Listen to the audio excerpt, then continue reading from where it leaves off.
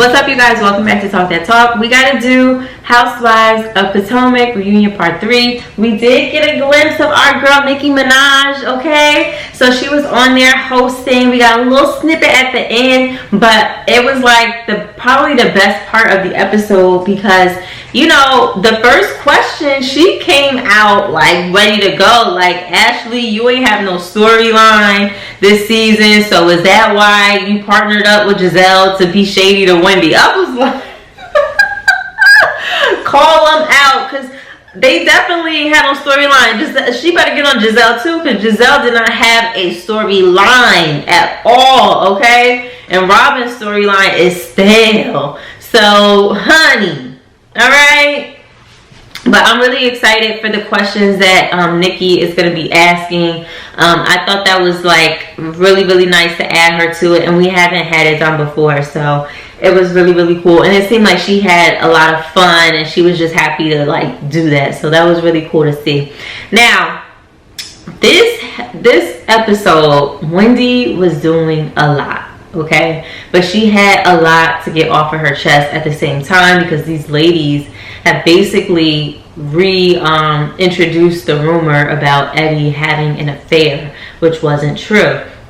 And she's like, you know, that was on a blog months ago where maybe a couple hundred people saw it, but then you put it on the show for millions of people to see it. And it really bothered me how Giselle has no remorse for it. She was really not apologetic to Eddie at all. She said she didn't believe she deserved an apology, to have to give him an apology, nor to Wendy's children or anything. It's just like, oh, well, we've been in the blogs, we had horrible rumors, and nothing's off limits, so your turn, bitch. Like, it's just like, what? That's not cool. You know what I mean?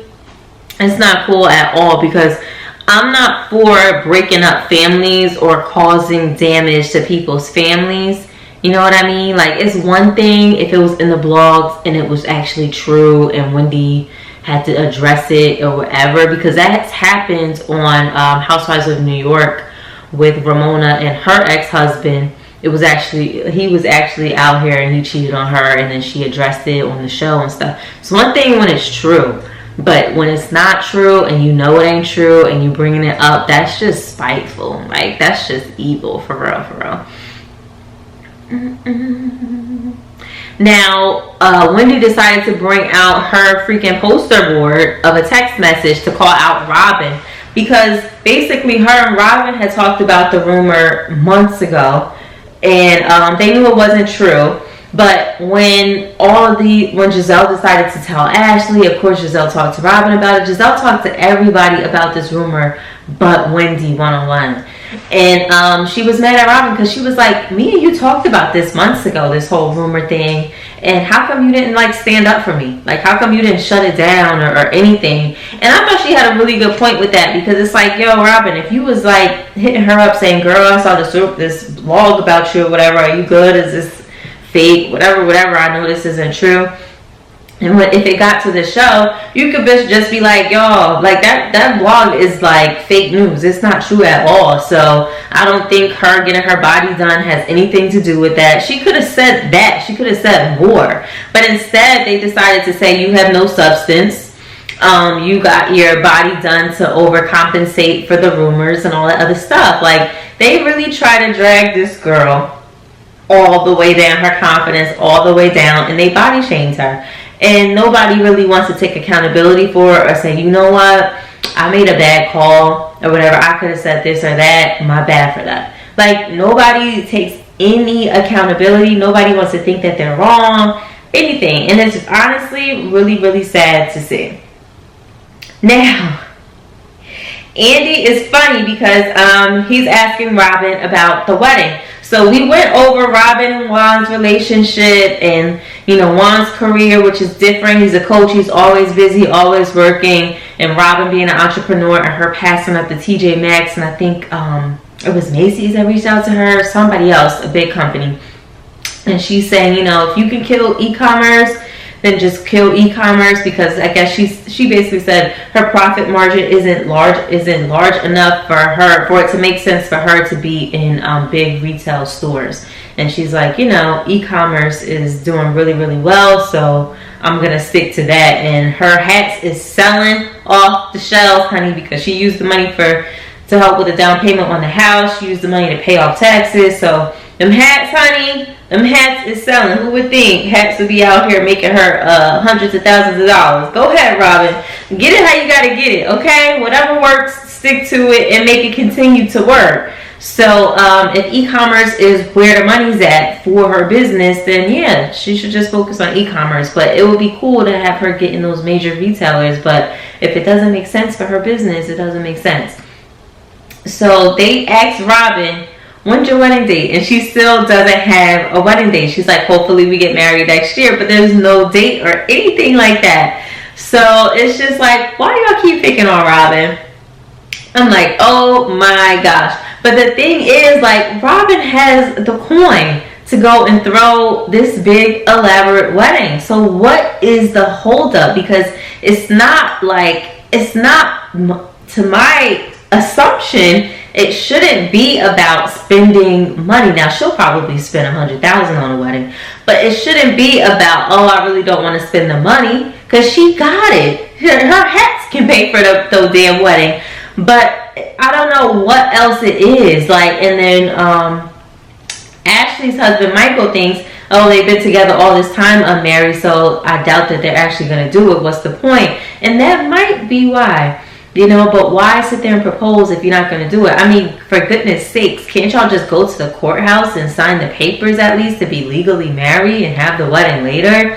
Like, I don't know. But I don't know. Comment what y'all think about that whole situation with them not having a wedding date and stuff like that. Now, the husbands come out and we get Candace's mom on the phone, and Candace's mom don't give a damn about apologizing to Chris. She is not apologetic. She is not sorry about what she said at all. And Chris really wanted to make sure he took his little 2 or 3 minutes that he had on this reunion to say, why do y'all think of me in this way, where I was broke, ain't had no money, I'm living off Candace's mom. When I met Candace, I had my own house, she had a house. I was paying, I guess he was paying for some of her stuff, and then he's like, I'm not paying for this investment property that you're staying at until we're married. I'm not paying for your mortgage until we're married.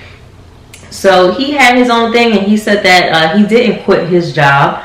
So it's just like, a lot of them just put out this narrative that Chris is broke and living off of his wife, when he's saying he's not. And I guess since that rumor kind of started, all the other housewives are just running with it and just continue to say that. You even have Mia adding in her 2 cents saying it at the reunion, but it's just like, this man just said he ain't broke and he ain't living off his wife, and y'all still running with it after he's basically trying to clear it up. So Chris, I really hope that people stop doing that to you, because that is a really, really crappy situation to be in. It's a really crappy box to be put in, you know, and I don't think any man in this world would want to be in that box unless it was 100% true. So, yeah, and he also brought up that, you know, how come if Ray is very supportive of Karen and her businesses, you know, he can't be supportive of Candace.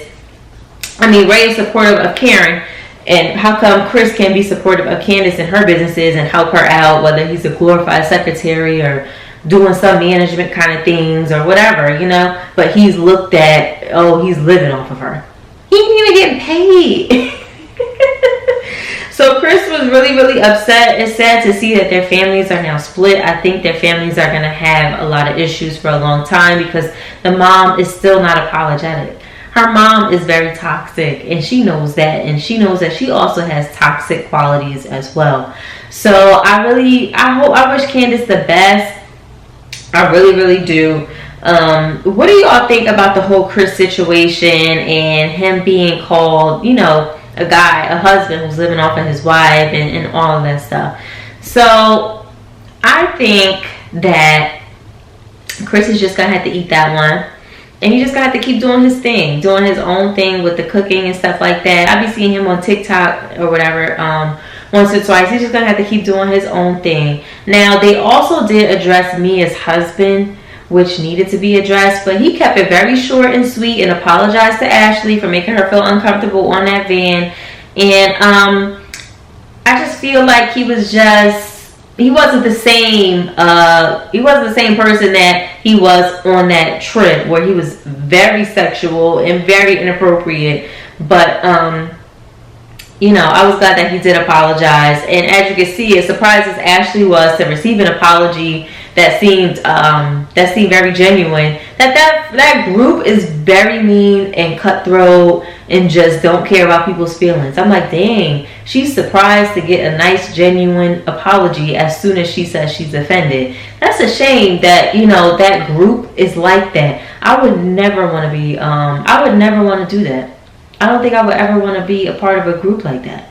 Because mentally, they got to be shot. Like, mentally, they got to be done. But I'm going to wrap this up. I'm not going to make this super long. So comment what you think down below, and I'll see you in the next one. Bye.